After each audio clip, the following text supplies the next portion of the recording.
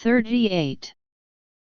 When I was living on Emerson Street, the landlady from Tianjin told me one day that no matter who knocked on the door during the day, I shouldn't open it. She had gotten a written notice that the police were coming for an inspection. If the officers came in and saw how the big living room had been divided into all those tiny rooms, it could cause trouble.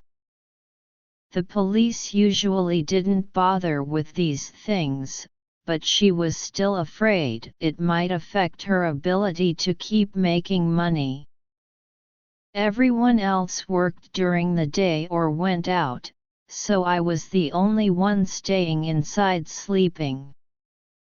She reminded me again and again not to open the door for anyone because everyone living there already had keys. All the windows facing the street were boarded up or covered with newspapers from the inside, so no one outside could see in. I lived in room 678 for 3 months, during the hottest part of the Los Angeles summer.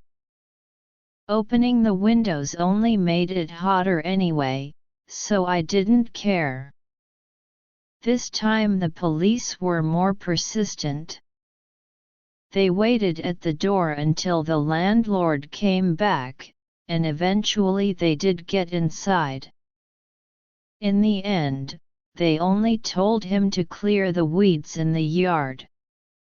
They saw all the little bedrooms but didn't say anything. The landlord let out a long sigh of relief. The couple both from Tianjin had their own setup.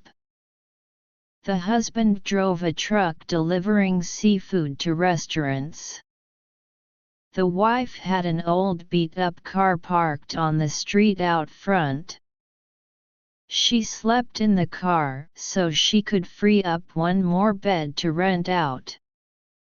Work-life balance simply didn't exist for people like them. They could give up anything as long as the money kept coming in. They didn't live with the tenants. It saved everyone from getting annoyed with each other. The tenants themselves were an interesting bunch. Besides Liu Yang and Ma Shijun, there was a guy named Xiao Zhou, who left the deepest impression on me. He was short, and he always had a Bluetooth headset hanging from his ear, day and night. He drove Uber, in a white Honda Civic. Once, while we were cooking at the same time, he told me that a round trip from Los Angeles to Las Vegas only took 1 tank of gas in that car. The reason I remember him so clearly is because he was extremely lustful, and willing to spend on it. His wife stayed with their child somewhere else in the US, and he lived alone to work. Whatever he earned, he sent to them. Back then, driving Uber still made decent money. His rent was $300, and he always ran out of money before the end of the month and had to borrow. But he eventually borrowed from everyone in the house, and because he wasn't great at paying people back, no one wanted to lend to him anymore.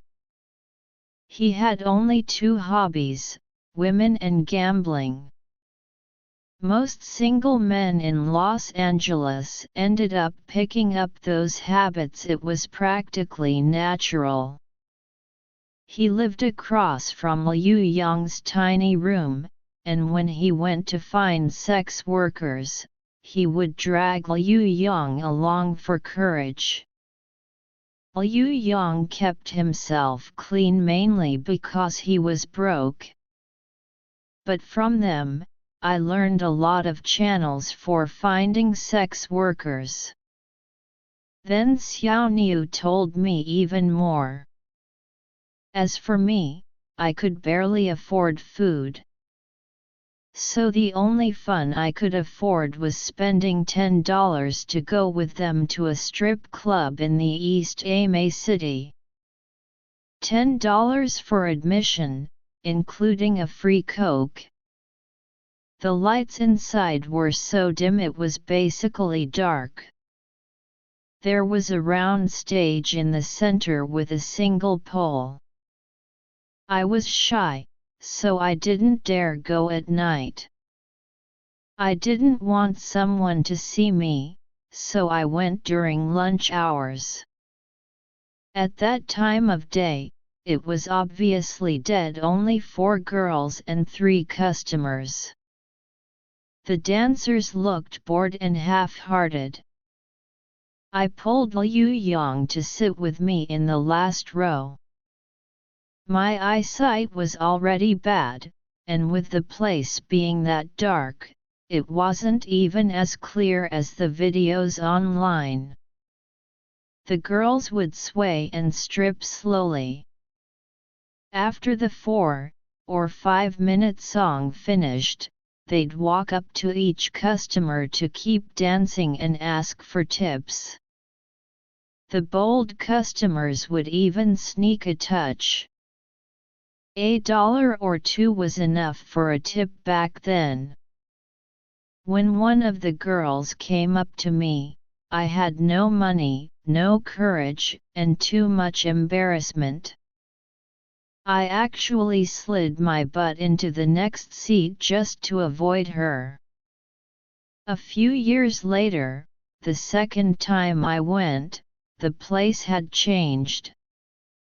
You could spend $80 to take a girl into a small private booth for 10 minutes. Anything was allowed except actual intercourse.